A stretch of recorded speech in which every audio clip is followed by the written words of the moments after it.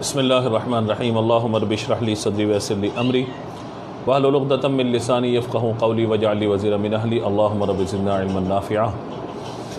سورہ یوسف کا آغاز ہے اور سورہ یوسف یہ مکہ مکرمہ میں نازل ہوئی ہے۔ اس سورت کا شان نزول یہ ہے کہ یہودیوں کے علماء نے عرب کے سرداروں سے کہا تھا کہ محمد مصطفیٰ صلی اللہ تعالیٰ علیہ وآلہ وسلم سے پوچھو کہ حضرت یعقوب علیہ السلام کی اولاد ملک شام سے مصر کس طرح پہنچی اور ان کے وہاں جا کر آباد ہونے کا سبب کیا ہوا، اور حضرت یوسف علیہ السلام کا واقعہ کیا ہے۔ اس پر یہ سورہ مبارکہ نازل ہوئی تھی اور اس کی تفصیلات پھر بیان فرمائی گئیں۔ اس سورت میں 12 رکوع ہیں، 111 آیات ہیں، 1600 کلمات ہیں اور 7166 حروف ہیں۔ اس صورت میں اللہ تبارک و تعالیٰ کے نبی حضرت یوسف علیہ السلام کے حالات زندگی اور ان کی سیرت مبارکہ کو تفصیل سے بیان کیا گیا ہے۔ اس مناسبت سے اس سورت کو سورہ یوسف کہا جاتا ہے۔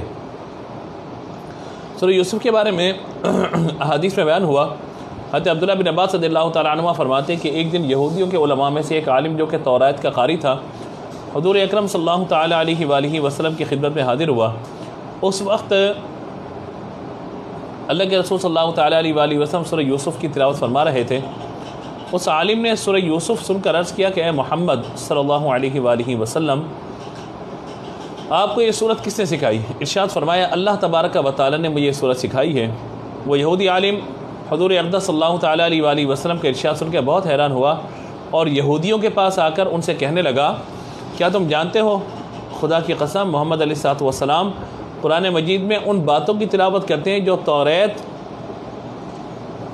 میں بیان ہوئی ہیں، جو توریت میں نازل کی گئیں۔ چنانچہ ان میں سے ایک گروہ بارگاہ رسالت میں حاضر ہوا اور انہوں نے آپ علیہ السلام کے اوصاف کو پہچانا، مہر نبوت کی زیارت کی اور آپ علیہ السلام سے سورہ یوسف سن کر اسلام قبول فرمایا۔ اس سورت کے مضامین یہ ہیں کہ اس میں نبی مکرم علیہ السلام کی نبوت کی دلیل کے طور پہ حضرت یوسف علیہ السلام کے حالات زندگی تفصیل سے بیان کیے گئے۔ اس کے علاوہ اسے احسن القصص کہا گیا، یعنی سورہ یوسف کو احسن القصص یعنی سب سے بہترین قصہ اسے قرار دیا گیا۔ حضرت یوسف علیہ السلام کے واقعے میں یہودیوں کے لیے نبی مکرم علیہ السلام کی نبوت کی نشانیاں بیان کی گئیں۔ تاجدار رسالہ صلی اللہ تعالیٰ علیہ وآلہ وسلم سے پہلے جتنے انبیاء دنیا میں تشریف لائے سب مرد ہی تھے، کسی عورت کو نبوت نہیں ملی، یہاں یہ بات بیان کی گئی ہے۔ اسی طرح انبیاء کرام علیہ السلام کے واقعات اور گزشتہ قوموں کے واقعات میں عقل مندوں کے لیے نصیحت و عبرت ہے، یہ بیان فرمایا گیا۔ اور اس صورت کے آخر میں قرآن مجید کے اوصاف بیان کیے گئے کہ یہ سابقہ آسمانی کتابوں کی تصدیق کرتا ہے اور اس میں ہر چیز کا مفصل بیان موجود ہے اور یہ مسلمانوں کے لیے ہدایت اور رحمت قرار دیا گیا ہے۔ ہم چلتے ہیں اس کی تفسیر کی طرف اور ہم یہ سمجھیں گے انشاءاللہ، دیکھیں گے کہ اللہ رب العزت جل جلالہ نے مزید کیا احکامات اس سورہ مبارکہ کے اعتبار سے بیان فرمائے ہیں۔ بسم اللہ الرحمن الرحیم۔ اللہ کے نام سے شروع جو نہایت مہربان رحمت والا ہے۔ الف لام را تلک آیات الکتاب المبین، یہ روشن کتاب کی آیات ہیں کہ جنہیں اللہ تبارک و تعالیٰ نے بیان فرمایا ہے۔ یعنی اس سورہ مبارکہ میں جو آیات بیان ہوئی ہیں یہ روشن کتاب یعنی قرآن پاک کی آیات ہیں۔ مبین کا معنی ہوتا ہے روشن و ظاہر کر دینا، اور قرآن پاک کا مبین ہونا یوں ہے کہ یہ اپنی مثل لانے سے عاجز کر دینے والا ہے، یعنی کوئی بھی قرآن پاک کا مثل لے کر آ ہی نہیں سکتا۔ نیز اس میں معانی روشن کر دیے گئے، وضاحت فرما دی گئی، اور اس قرآن پہ حلال و حرام کو بیان کر دیا گیا، حدود و تعزیرات کو بیان کر دیا گیا، تمام احکام اور اوصاف بیان کر دیے گئے۔ ایک قول یہ کہ سابقہ امتوں، ان کے نبیوں اور رسولوں کے احوال روشن طور پر یہاں پر بیان فرما دیے گئے اور ذکر کر دیے گئے۔ آیت نمبر 2، اِنَّا أَنزَلْنَاهُ قُرْآنًا عَرَبِيًّا لَعَلَّكُمْ تَعْقِلُونَ، بے شک ہم نے اس قرآن کو عربی میں نازل فرمایا تاکہ تم سمجھو۔ اس کا معنی یہ کہ اللہ تعالیٰ نے قرآن کو عربی میں نازل فرمایا کیونکہ عربی تمام زبانوں میں زیادہ فصیح ہے اور جنت میں بھی جنتیوں کی زبان عربی ہوگی، اور اسے عربی میں نازل کرنے کی حکمت یہ ہے کہ تم اس کے معنی سمجھ کر ان میں غور و فکر کرو اور یہ جان لو کہ قرآن اللہ تبارک و تعالیٰ کا کلام ہے۔ یا اس بات کو سمجھنا چاہیے کہ قرآن پاک کو ہمیں جب پڑھنے کا موقع ملے پھر ہمیں سمجھ کے پڑھنا چاہیے اور ہمیں غور کرنا چاہیے کہ قرآن پاک اللہ تبارک و تعالیٰ کا کلام اور ہم اس سے کس طریقے سے برکت استفادہ کر سکتے ہیں، برکتیں حاصل کر سکتے ہیں۔ ظاہر ہے کہ قرآن پاک کو پڑھنا ہے اول، اس کے بعد اسے سمجھنا ہے اور قرآن پاک کے تقاضوں کے مطابق عمل کرتے ہوئے اپنی زندگی کو گزارنا ہے۔ ظاہر ہے کہ ایک بندہ فقط تلاوت کر رہا ہے تو اسے ثواب تو مل رہا ہے، مگر نزول قرآن کا جو اصل مقصد ہے کہ قرآن پاک کو سمجھا جائے، پڑھنے کے بعد سمجھا جائے اور قرآن پاک کو اچھے انداز سے سمجھ کر پھر اس کے تقاضوں کے مطابق عمل کیا جائے تو ظاہر ہے کہ پھر اس سے محروم ہو جائے گا۔ تو اس مناسبت سے کہا گیا کہ قرآن پاک کو پڑھا جائے، سمجھا جائے اور پھر اس کے تقاضوں کے مطابق عمل کرتے ہوئے زندگی کو گزارا جائے اور قرآن پاک کے پیغام کو دوسروں تک پہنچایا جائے۔ تو یہ بہت زیادہ ضروری ہے کہ ہم اللہ رب العزت جل جلالہ کے اس کلام کی تلاوت بھی کریں، اللہ تبارک و تعالیٰ جل جلالہ کے اس کلام کو سمجھیں بھی اور اللہ تبارک و تعالیٰ جل جلالہ کے اس کلام پر عمل کرنے کی کوشش بھی کریں۔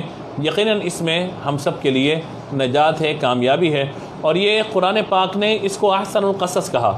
اگلی آیت میں فرمایا نحن نقص علیک احسن القصص بما اوحینا الیک ھذا القرآن وان کنت من قبلہ لمن الغافلین۔ قرآن میں بہت سارے واقعات ہیں لیکن یہ واقعہ جسے اللہ کہے کہ بہت اچھا واقعہ ہم آپ کو سناتے ہیں، نحن نقص علیک احسن القصص، ہم آپ کو سب سے اچھا بیان سناتے ہیں اس لیے کہ ہم نے آپ کی طرف اس قرآن کی وحی بھیجی ہے۔ وَإِن كُنتَ مِن قَبْلِ لَمِنَ الْغَافِلِينَ، اور بہت سارے وہ لوگ ہیں کہ جو یعنی آپ اس سے پہلے اس واقعے کے بارے میں نہ جانتے تھے۔ اور اس صورت میں یہ جو بیان فرمایا گیا کہ احسن القصص، تو مراد یہی ہے کہ آپ اس سے پہلے جو ہے اس بات کو نہ جانتے تھے۔ اور احسن القصص کیوں کہا گیا کہ اس واقعے میں حکمتیں ہیں، عبرت ہے، اس میں دین اور دنیا کے فوائد بیان کیے گئے، بادشاہوں، رعایا، علماء کے احوال، عورتوں کی عادات، دشمنوں کی ایذاؤں پہ صبر، ان پر قابو پانے کے بعد ان سے درگزر کا معاملہ یہ بیان کیا گیا، اور جس سے سننے والے میں نیک سیرت اور پاکیزہ خصلتیں پیدا ہوتی ہیں۔ تو یوں دیکھیے کہ انسان کی زندگی کے تمام مراحل کو یہاں بیان کر دیا گیا کہ زندگی کے کن کن مراحل پر کیا کیا چیزیں اثر انداز اور نظر انداز ہوتی ہیں، پیش آ سکتی ہیں، لہذا وہ کس انداز سے ان سب چیزوں سے مطلب وہ اختیار کر سکتا ہے، اچھے انداز سے سیکھ سکتا ہے، سمجھ سکتا ہے۔ حضور اکرم صلی اللہ تعالیٰ علیہ وآلہ وسلم کا یہ معجزہ کہ آپ نے سب سے اچھے انداز اور بہترین طریقے سے گزشتہ اور آئندہ لوگوں کو یہ خبر دی ہے۔ احسن القصص اس کو کیوں بیان فرمایا گیا؟ نمبر ایک، یہ تین وجوہات پر ہم غور کر لیتے ہیں۔ حضرت یوسف علیہ السلام کے واقعے میں جس قدر عبرت اور حکمتیں ہیں اتنی کسی اور واقعے میں نہیں ہیں۔ دوسرا، یعنی بیان نہیں کی گئی، ہوں گی بھی تو بیان نہیں کی گئی۔ حضرت یوسف علیہ السلام کے اپنے بھائیوں سے انتہائی اچھا سلوک فرمانے، ان کی طرف سے پہنچنے والی اذیتوں پر صبر کرنے اور بدلہ لینے پر قادر ہونے کے باوجود انہیں معاف کر دینے کی وجہ سے آپ علیہ السلام کے واقعے کو احسن القصص بیان فرمایا گیا، احسن القصص کہا گیا۔ اور تیسرا یہ ہے کہ حضرت یوسف علیہ السلام کے واقعے میں انبیاء کرام، صالحین، فرشتے، شیاطین، جنات، انسان، جانوروں، پرندوں کا ذکر ہے۔ اس میں بادشاہوں، تاجروں، عالموں، جاہلوں، مردوں، عورتوں کے طرز زندگی کا بیان ہے اور مکر و فریب کا ذکر کیا گیا۔ اس کے علاوہ اس واقعے میں توحید ہے، رسالت ہے، فقہی احکام ہے، خوابوں کی تعبیر ہے، سیاست ہے، معاشرت ہے، تدبیر معاش ہے، اور ان تمام فوائد کا بیان کیا گیا جس میں دین اور دنیا کی اصلاح ممکن ہے۔ اسی لیے اس واقعے کو احسن القصص کہا گیا ہے۔ تو یہ آج کا جو درس ہے یا آج کا جو ہمارا بیان ہے، چونکہ آج 12ویں شب ہے اور سورہ یوسف کا یہ سلسلہ ہم آج بھی کریں گے اور کل بھی اس کو کنٹینیو کریں گے، تو یہ بہت زیادہ نفیس واقعہ ہے اور بہت آپ کو مزہ آئے گا سننے میں انشاءاللہ۔ ہم کوشش کریں گے زیادہ زیادہ آیت کا مطالعہ بھی کر سکیں۔ اگلی آیت میں فرمایا کہ اذ قال یوسف لأبیہ یا ابت انی رأیت 11 کوکبا والشمس والقمر رأیتهم لی ساجدین۔ اور یاد کیجئے اے حبیب صلی اللہ علیہ وآلہ وسلم، آپ یاد کیجئے کہ جب یوسف علیہ السلام نے اپنے والد سے کہا تھا، اے میرے والد محترم، انی رأیت 11 کوکبا، میں نے دیکھا ہے، کیا دیکھا؟ 11 کوکبا، احد واحد، عشر مانے 10، یعنی 1 اور 10 یعنی 11 ستارے دیکھے، والشمس والقمر رأیتهم لی ساجدین، اور میں نے چاند بھی دیکھا، سورج بھی دیکھا، اور کیا دیکھا؟ رأیتهم، اپنے لیے کہ لی ساجدین، میں نے دیکھا مجھے سجدہ کر رہے ہیں۔ آپ نے اپنے والد محترم کو یہ خواب سنایا۔ تو مفسرین نے اس واقعے کو یہ بیان فرمایا کہ یوسف علیہ السلام نے خواب دیکھا کہ 11 تارے آسمان سے اترے اور ان کے ساتھ چاند بھی ہے اور سورج بھی ہے، ان سب نے آپ کو سجدہ کیا۔ حضرت یوسف علیہ السلام نے شب جمعہ یہ خواب دیکھا اور یہ رات شب قدر تھی۔ خواب میں دیکھے گئے ستاروں کی تعبیر آپ کے 11 بھائی اور سورج آپ کے والد اور چاند آپ کی والدہ۔ آپ کی والدہ ماجدہ کا نام راحیل تھا، اور یہ فرمایا گیا چونکہ راحیل یعنی آپ کی والدہ کا انتقال ہو چکا تھا، اس لیے چاند سے مراد آپ کی خالہ کا ذکر جو ہے فرمایا گیا۔ سجدہ کرنے سے مراد ایک قول کے مطابق تواضع کرنا تھا، ایک قول یہ کہ حقیقتاً سجدہ مراد ہے، کیونکہ اس زمانے میں سلام کی طرح سجدہ تحیت یعنی سجدہ تعظیمی بھی جائز ہوتا تھا۔ اس وقت حضرت یوسف علیہ السلام کی عمر یا تو 7 سال تھی یا 12 سال تھی، اور ایک قول 17 سال کا بھی ذکر کیا گیا، لیکن خاص طور پہ فرمایا کہ یہ عمر آپ کی 12 یا 7 سال، زیادہ قول یہ بیان فرمایا گیا۔ اب آپ کے والد محترم نے جب اس خواب کو سنا تو اب والد محترم یعقوب علیہ السلام، اچھا ایک بات یاد رکھیے گا کہ یعقوب علیہ السلام کا لقب اسرائیل ہے، اور بنی اسرائیل جب کہا جاتا ہے تو پھر آپ کی ساری اولاد یہاں مراد ہوتی ہے۔ دیکھیے ذرا، اب آپ نے یوسف علیہ السلام سے کہا، کیا کہا؟ قال یا بنی لا تقصص رؤیاک علی اخوتک فیکید لک کیدا ان الشیطان للانسان عدو مبین۔ فرمایا میرے بیٹے اپنا خواب اپنے بھائیوں کے سامنے بیان نہیں کرنا، کیا ہوگا؟ فیکید لک کیدا، ایسا نہ ہو تمہارے خلاف کوئی سازش کریں، ان الشیطان للانسان عدو مبین، بے شک انسان کا دشمن جو ہے وہ شیطان ہے، کھلا دشمن ہے شیطان انسان کا۔ چونکہ حضرت یعقوب علیہ السلام آپ سے بہت زیادہ محبت کرتے تھے، اس لیے ان کے ساتھ ان کے بھائی حسد کرتے تھے، اور یعقوب علیہ السلام جانتے تھے کہ اگر یوسف نے اپنا خواب ان کو بتایا تو وہ اس کی تعبیر سمجھ لیں گے اور کوئی نہ کوئی جو ہے وہ سازش کریں گے، کوئی ہلاکت خیری والا معاملہ کریں گے۔ تو یہاں ایک بات سمجھ لیجئے گا کہ خواب کس سے بیان کرنا چاہیے۔ انسان کو اچھا خواب دیکھے تو اس کے بارے میں سے اس شخص کو خبر دے جو اس سے محبت رکھتا ہو، عقل مند ہو، اور اس سے کوئی جیلسی والا معاملہ نہ کرے۔ صحیح بخاری و مسلم میں ہے کہ حضور اکرم صلی اللہ تعالیٰ علیہ وآلہ وسلم نے ارشاد فرمایا، اچھا خواب اللہ کی طرف سے ہوتا ہے، جب تم میں سے کوئی پسندیدہ خواب دیکھے تو اس کا ذکر صرف اسی سے کرے جو اس سے محبت رکھتا ہو، اور اگر ایسا خواب دیکھے جو اسے پسند نہ ہو تو اس کے شر سے اور شیطان کی شر سے پناہ مانگنی چاہیے، اور اپنے بائیں طرف 3 مرتبہ تھتکار دے، تھو تھو تھو، یوں، یہاں تھوک پھینکنا مراد نہیں بلکہ فقط تھتکار دے، اور فرمایا کہ اس خواب کو کس سے بیان نہ کرے تو وہ کوئی نقصان نہ دے گا۔ یعنی خواب باقاعدہ یہ تعبیر والے بھی ہوتے ہیں، اور خاص طور پہ جو فجر کا جو وقت ہوتا ہے اس سے جو خواب دیکھے جائیں تو بہت تعبیر اچھی ہوتی ہیں، لیکن بعض کا بندہ کھانا کھایا، دوپہر میں سو گیا، شام میں سو گیا، اور اب وہ پیٹ خراب ہے، معدہ خراب ہے، اور بخارات اٹھ کر سینے کی طرف آ رہے ہیں، سینے سے پھر دماغ کی طرف آ رہے ہیں، اور پھر ان میں خواب دیکھ رہے ہیں، تو پھر یہ پیٹ کی خرابی بعض اوقات مراد ہوتی ہے۔ تو اس پر بھی غور کرنے کی ضرورت ہے۔ اور خواب کی تعبیر بتانے والے کو خواب بتائیے، خواب کی تعبیر بتانے والے کو، جیسے خواب میں کوئی آپ نے سبزہ دیکھا، خواب میں بہت اچھا منظر دیکھ لیا، خواب میں آپ کو کوئی بشارت دی گئی، یا کسی کے بارے میں آپ کو کہا گیا کہ وہ اتنا اچھا بندہ ہے، تو یہ ہو سکتا ہے۔ اور اگر آپ کا دل کسی کی طرح مائل ہے تو پھر وہ خواب میں اگر نظر آتا ہے تو پھر کیا پیغام دیا جا رہا ہے، ان چیزوں پہ توجہ کرنے کی بہت زیادہ ضرورت ہوتی ہے۔ اور بعض اوقات ایسا ہوتا ہے جب ہم سوچ رہے ہیں وہ خواب میں آ بھی رہا ہوتا ہے، تو اچھا سوچیں، اچھا خواب آئے گا، برا سوچیں گے برا خواب آئے گا۔ خواب میں برے خواب سے اور ڈراؤنے خواب سے بچنے کے لیے پھر ضروری ہے کہ باوضو سوئیں اور آیت الکرسی پڑھ کے سوئیں، انشاءاللہ اللہ تعالی رحمت فرمائے گا۔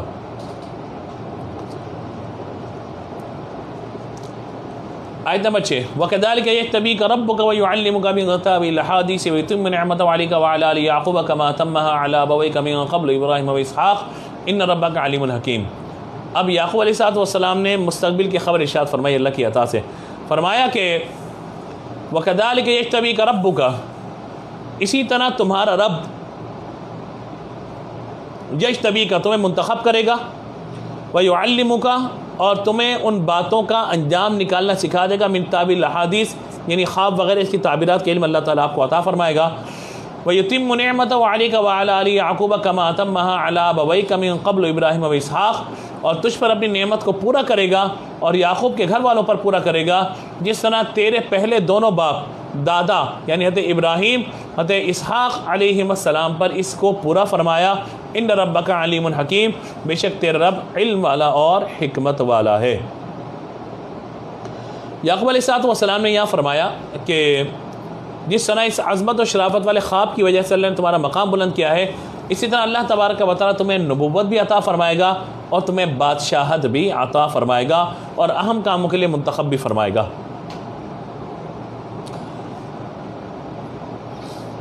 اگلی آیت کا مطالعہ ہم کرتے ہیں۔ یہاں پر ایک چیز بس سمجھ لیجئے گا، وَيُتِمُّ نِعْمَتَهُ، یعنی اللہ تبارک و تعالیٰ تم پر اپنی نعمتوں کو مکمل کرے گا، احسان فرمائے گا۔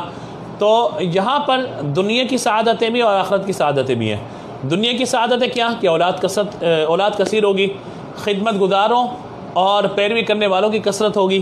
اسی طریقے سے مال اور شان و شوکت میں اللہ تعالیٰ وسعت عطا فرمائے گا، مخلوق کے دلوں میں عظمت اور جلال کو پیدا کر دے گا۔ اور آپ کی یعنی یعقوب علیہ السلام فرما رہے ہیں اپنے بیٹے سے یوسف سے کہ تمہاری اچھی ثنا اور تعریف بیان کی جائے گی۔ آخرت کی سعادتیں کیا ہے کہ کثیر علوم ہوں گے، اچھے اخلاق، اللہ تعالیٰ کی معرفت میں استغراق، اور اللہ تبارک و تعالیٰ کی طرف سے نبوت اور بادشاہت بھی عطا فرمائی جائے گی۔ تو یہ سب کا سب اللہ تبارک و تعالیٰ کا انعام ہوا۔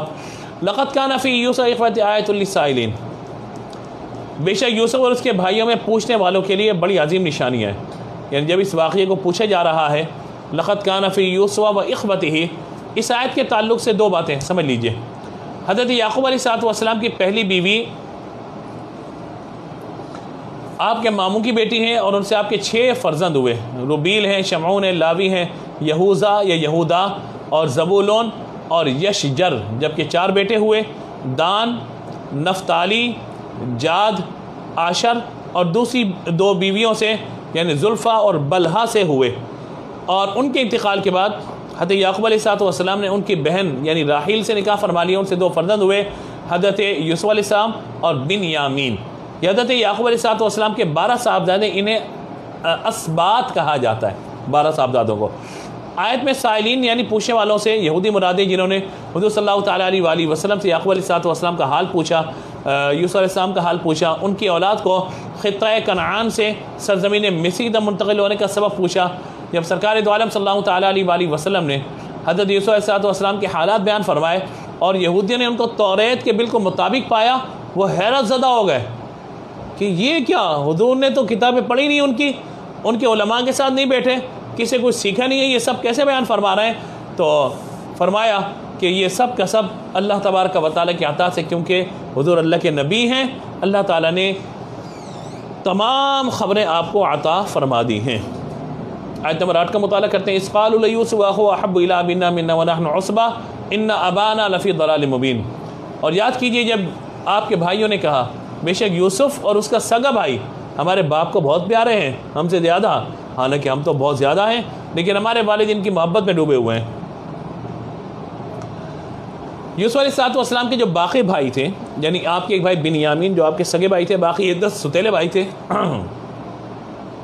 تو انہوں نے آپس میں یہ بات کی کہ والد صاحب ان دونوں بھائیوں سے محبت کرتے ہیں، ہم سے نہیں کرتے۔ تو یوں سارا معاملہ جب ہوا تو انہوں نے پھر حضرت یوسف علیہ السلام کے متعلق بہت ساری باتیں کرنا شروع کی۔ اقتلوا یوسف، آیت نمبر 9، اقتلوا یوسف، قتل کر دو یوسف کو، او اطرحوا ارضا یخلکم وجہ ابیکم وتکونوا من بعدہ قوما صالحین۔ ظاہر ہے کہ ماں باپ محبت کرتے ہیں، یعنی والد بڑی محبت کرتے ہیں، تو کہا یوسف کو مار ڈالو یا کہیں زمین میں پھینکاؤ تاکہ تمہارے باپ کا چہرہ تمہاری طرف رہے اور تم اس کے بعد توبہ بھی کر لینا۔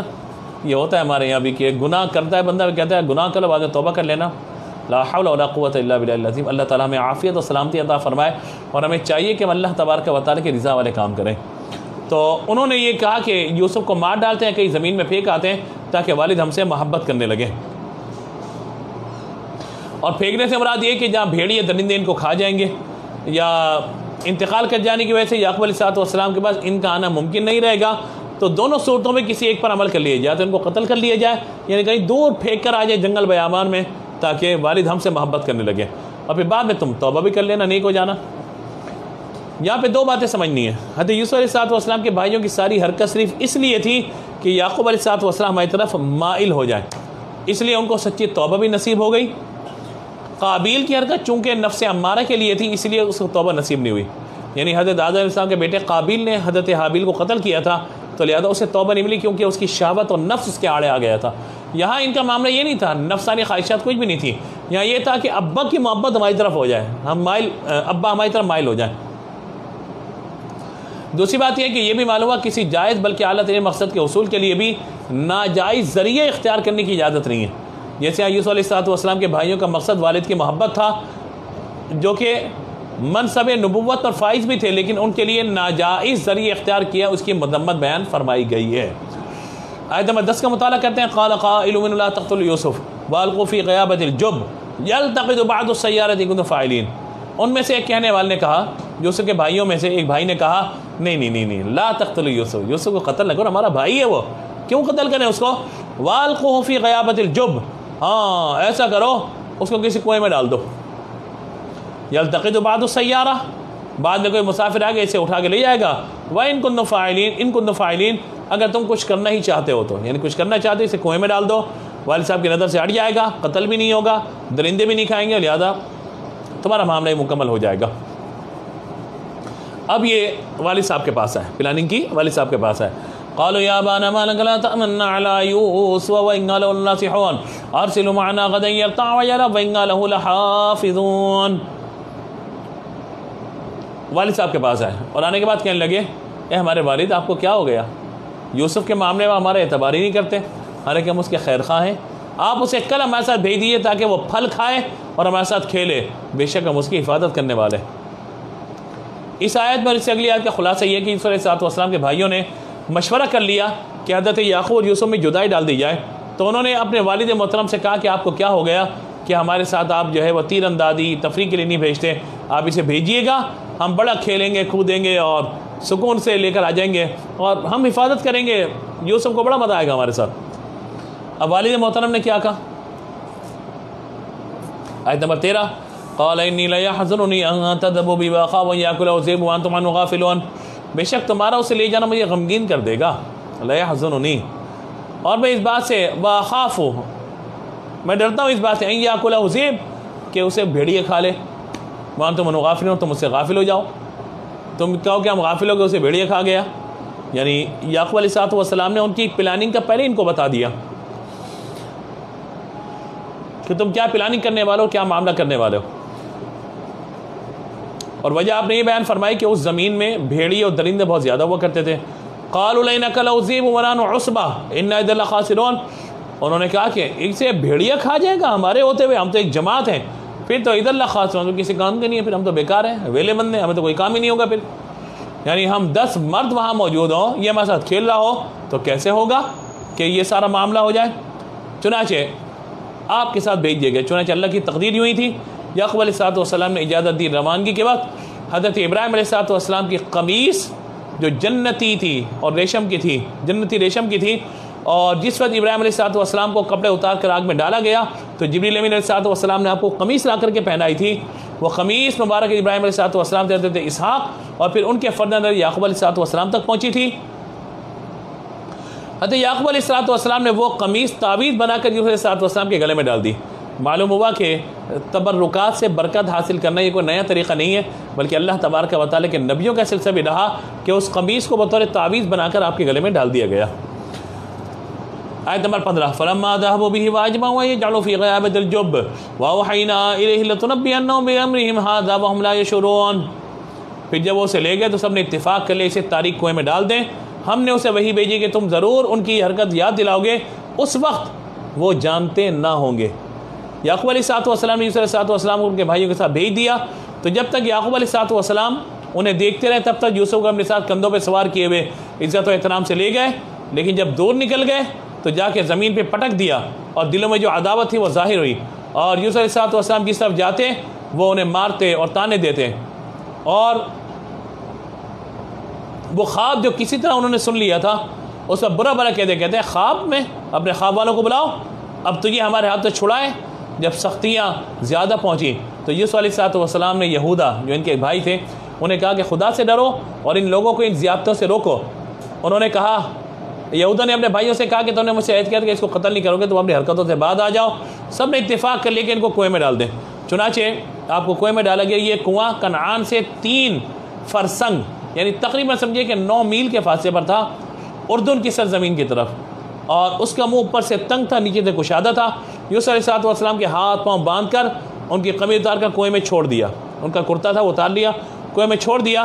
جب وہ نصف گہرائی تک پہنچے تو رسی بھی چھوڑ دی تاکہ آپ علیہ الصلوۃ والسلام پانی میں گر کے ہلاک ہو جائیں۔ اللہ تبارک و تعالیٰ کے حکم سے جبریل علیہ الصلوۃ والسلام پہنچے اور انہوں نے آپ کو کنویں میں موجود ایک پتھر پر بٹھا دیا اور آپ کے ہاتھ کھول دیے۔ وَأَوْحَيْنَا إِلَيْهِ، اللہ تعالیٰ جبریل علیہ الصلوۃ والسلام کے واسطے الہام کے ذریعے علیہ الصلوۃ والسلام کی طرف وہی فرمائی کہ آپ غمگین نہ ہو، ہم آپ کو اس گہرے کنویں سے نکالیں گے، بلند مقام پر پہنچائیں گے اور تمہارے بھائیوں کو حاجت مند بنا کر تمہارے سامنے لے کر آئیں گے، تمہارے زیر فرمان کریں گے۔ یوسف، ایک دن آئے گا کہ جب آپ انہیں ان کے اس انجام کی خبر دو گے کہ انہوں نے کیا کیا تھا، لیکن اس وقت یہ آپ کو نہیں جانتے ہوں گے۔ وَتِلْكَ الْأَيَّامُ نُدَاوِلُهَا بَيْنَ النَّاسِ، یہ دن بدلتے ہیں۔ یہاں ایک لمحے کے لیے میں توقف کرتے ہوئے آپ کو عرض کرتا ہوں کہ دن بدلتے ہیں۔ کوئی شخص کس پہ ظلم کر رہا ہوتا ہے، اپنی عزت اور منصب کا ناجائز فائدہ اٹھا رہا ہوتا ہے، بعض اوقات جس پہ ظلم ہو رہا ہوتا ہے وہ اوپر آ جاتا ہے اور یہ ظلم کرنے والا نیچے ہو جاتا ہے، پھر دن بدلتے ہیں، کبھی کے دن اچھے کبھی کے دن برے۔ یہ ہمارے یہاں معاشرے کا حصہ ہے۔ روزانہ بارش ہو ضروری ہے، روزانہ سورج تپش سے دھوپ برسائے، آگ برسائے ضروری نہیں ہے، روزانہ ہی آپ خوش ہوں ضروری نہیں ہے، روزانہ ہی غمگین ہو ضروری نہیں ہے۔ وَتِلْكَ الْأَيَّامُ نُدَاوِلُهَا بَيْنَ النَّاسِ، کبھی آپ کامیاب ہوں گے کبھی ناکام بھی ہوں گے، کبھی خوش ہوں گے تو کبھی غمگین بھی ہوں گے، کبھی اللہ کی نعمتوں پر آپ شکر ادا کر رہے ہوں گے تو کبھی مصیبتوں پہ صبر بھی کر رہے ہوں گے۔ یہ زندگی ہے،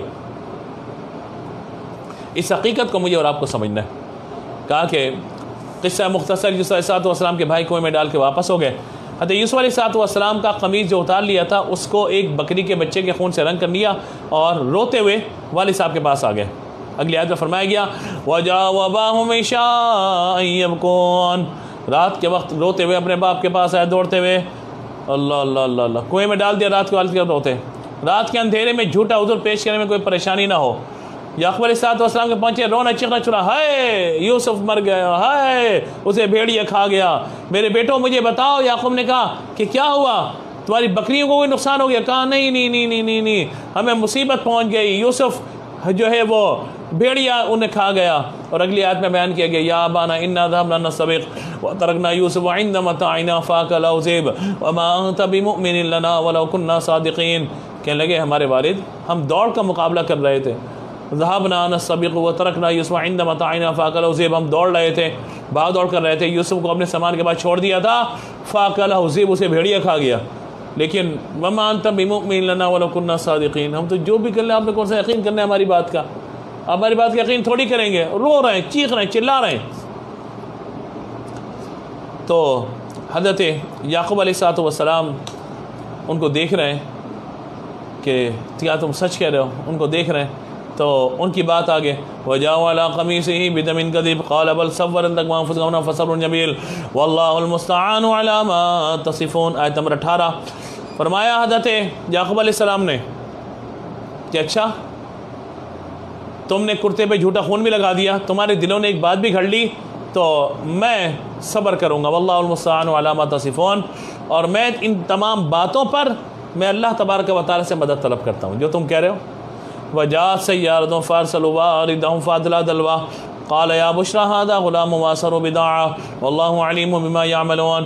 پھر ایک قافلہ آیا، انہوں نے ایک بندے کو بھیجا کہ پانی لے کر آؤ، اس نے اس کنویں میں ڈول ڈالا تو پانی لانے والے نے کہا کیسی خوشی کی بات ہے، یہ تو ایک لڑکا ہے، ھذا غلام واسرہ بداعہ، اور انہوں نے اسے سامان طیار قرار دے کر چھپا لیا، واللہ علیم بما یعملون، اللہ جانتا ہے جو کچھ وہ کر رہے تھے۔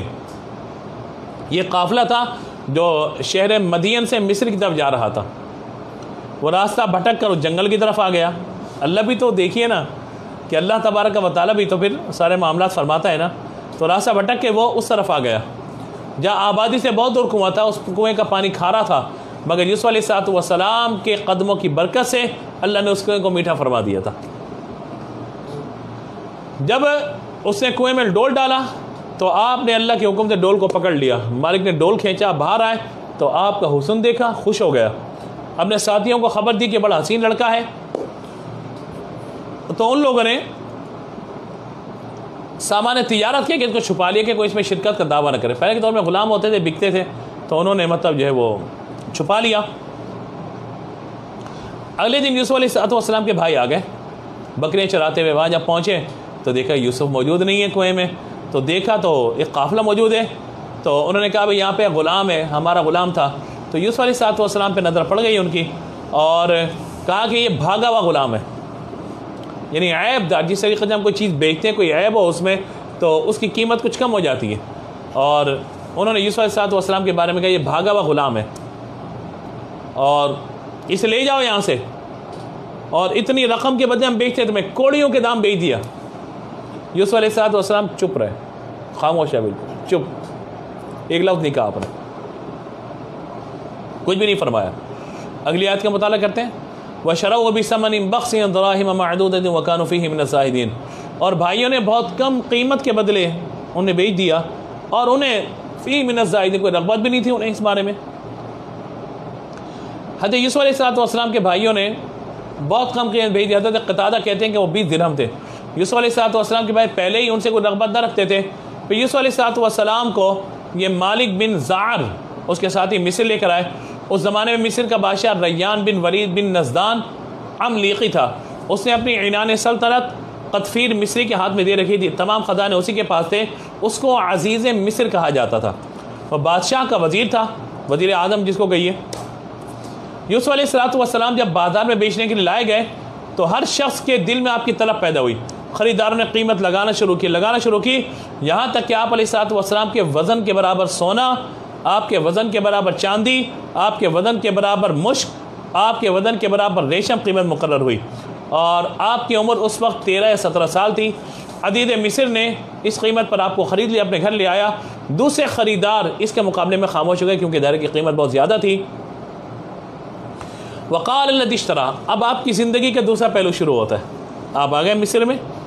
وقال الذي اشتراه من مصر لامرأته يكرمه مثله وعسى أن ينفعنا أو نتخذه ولدا وكذلك مكنا ليوسف في الأرض ولنعلمه من تأويل الأحاديث والله غالب على أمره ولكن أكثر الناس لا يعلمون. اور مصر کے جس شخص نے انہیں خریدا اسے اپنی بیوی سے کہا انہیں عزت سے رکھو، شاید ان سے ہمیں کوئی نفع پہنچے یا ہم اسے اپنا بیٹا بنا لیں.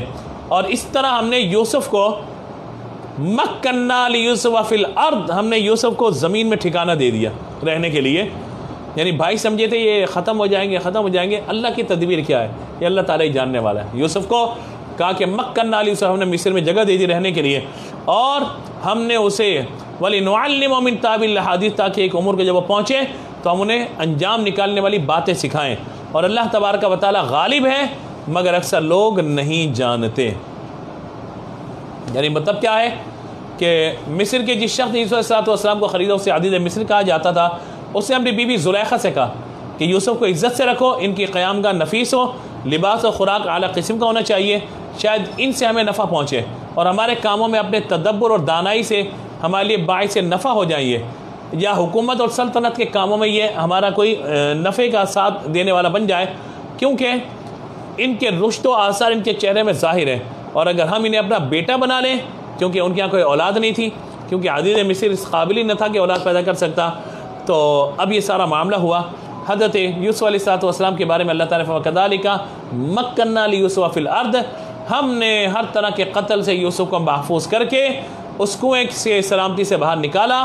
یوسف علیہ السلام وہاں پہ تشریف فرما ہوئے اور کہتے ہیں ہم نے عزیز مصر کی جو جگہ تھی وہاں پر ہم نے رہنے کے لیے انہیں جگہ عطا فرمائی، اور مصر کے خزانوں پہ تسلط ہم عطا فرمائیں گے، خوابوں کی تعبیر نکالنا سکھائیں گے. اور اللہ ہے جو چاہے کر سکتا ہے، جیسا حکم فرمائے کوئی روکنے والا نہیں ہے، نہ اس کی تدبیر کو کوئی ٹالنے والا، نہ اس کی قضا کو کوئی ٹالنے والا. اللہ غالب ہے مگر اکثر لوگ نہیں جانتے. یعنی لوگ آپ کے بھائی یوسف کے ساتھ کیا کرنا چاہتے تھے یہ ان کا معاملہ، لیکن اللہ تبارک و تعالیٰ کا ارادہ کیا تھا اور اللہ ہی کا ارادہ غالب ہوا، اور اللہ تبارک و تعالیٰ ہی نے فرمایا کہ ہمارا ارادہ غالب ہوا، لیکن لوگ نہیں جانتے. آخری آیت کا مطالعہ کرتے ہیں وَلَمَّا بَلَغَ أَشُدَّهُ آتَيْنَاهُ حُكْمًا وَعِلْمًا وَكَذَلِكَ نَجْزِي الْمُحْسِنِينَ. پھر جب وہ پوری قوت کا پہنچا تو ہم نے اسے حکم اور علم عطا فرمایا، اور ہم ایسا ہی صلہ دیتے ہیں نیکوں کو. یوسف علیہ السلام جب بھرپور جوانی کی عمر کو پہنچے تو انہیں یعنی جب شباب کی عمر کو پہنچے اور آپ کی عمر تقریباً 20 برس کی ہوئی اور ایک قول کے مطابق 30 سال کی ہوئی، تو فرمایا کہ ہم نے انہیں نبوت بھی عطا فرمائی، دین میں فقاہت بھی عطا فرمائی. بعض علماء نے یہاں فرمایا کہ اس آیت سے حکم سے مراد درست بات اور علم سے مراد خواب کی تعبیرات ہیں. بعض علماء نے فرمایا چیزوں کو حقیقی طور پر جاننا علم، اور علم کے مطابق عمل کرنا یہ حکمت ہے. یاد رکھیے گا اس ضمن میں چند باتیں پھر انشاءاللہ ہم اس کو کل کنٹینیو کریں گے۔ اللہ تعالیٰ نے حضرت یوسف علیہ السلام کو علم لدنی بخشا۔ علم لدنی یعنی استاد کے واسطے کے بغیر ہی علم، فقہ اور عمل صالح عنایت فرمایا۔ انبیاء کرام علیہ السلام کا عمومی اکثر علم مبارک علم لدنی ہی ہوتا ہے۔ حضرت خضر علیہ السلام کے بارے میں فرمایا گیا وَعَلَّمْنَاهُ مِن لَدُنَّا عِلْمًا، ہم نے انہیں علم لدنی عطا فرمایا۔ اور ہمارے آقا حضور تاجدار رسالت صلی اللہ تعالیٰ علیہ وآلہ وسلم کے بارے میں ارشاد فرمایا کہ وَعَلَّمَكَ مَا لَمْ تَكُنْ تَعْلَمْ، اور ہم نے آپ کو وہ سب کچھ سکھا دیا جو آپ نہیں جانتے تھے۔ اور فرمایا الرحمن علم القرآن، رحمان ہے جس نے اپنے محبوب کو قرآن سکھایا۔ لہذا دنیا کا کوئی بھی علم والا نبی کے برابر نہیں ہو سکتا، کیونکہ وہ لوگ دنیاوی استادوں کے شاگرد ہوتے ہیں اور اللہ کے نبی اللہ تبارک و تعالیٰ ہی سے یہ تمام چیزیں سیکھ رہے ہوتے ہیں۔ تو لہذا ہمیں اس بات کی طرف توجہ رکھنی چاہیے کہ اللہ تبارک و تعالیٰ ہی ہے جو چاہے کرے، اللہ تبارک و تعالیٰ ہی ہے کہ جس طرح جس کے لیے چاہے زمین میں اس کے لیے جگہ بنا دے، اللہ تبارک و تعالیٰ ہی ہے جس کے لیے جو چاہے معاملات طے فرما دے۔ تو یہاں تک کا معاملہ ہوا۔ پھر اس گھر میں رہتے ہوئے آپ کو کیا چیلنجز ہیں ان پر کل بات کریں گے، اور پھر آپ کو جیل میں ڈالا گیا اور وہاں پر آپ کے ساتھ کیا معاملات ہوا۔ ہو سکتا ہے کہ ہمارا یہ درس شاید اگلے 2-3 دن چلے نا، لیکن میں چاہتا ہوں کہ اس واقعے کو کنٹینیو ہم کریں اور تفصیل سے سنیں، کیونکہ قرآن نے اس کو احسن القصص کہا ہے، تو ہم اس کی برکتیں حاصل کرنے میں کامیاب ہو جائیں۔ اللہ تبارک و تعالی ہمارے کلمات کو قبول فرمائے۔ کوئی غلطی ہو گئی ہو اللہ کی بارگاہ میں توبہ کرتے ہیں، رجوع کرتے ہیں، استغفار کرتے ہیں۔ استغفر اللہ ربی من کل ذنب واتوب الیہ۔ سبحانک اللہم وبحمدک لا الہ الا انت استغفرک واتوب الیک۔ کل انشاءاللہ آپ سے دوبارہ ملاقات ہوگی۔ آمین۔ وآخر دعوانا ان الحمد للہ رب العالمین۔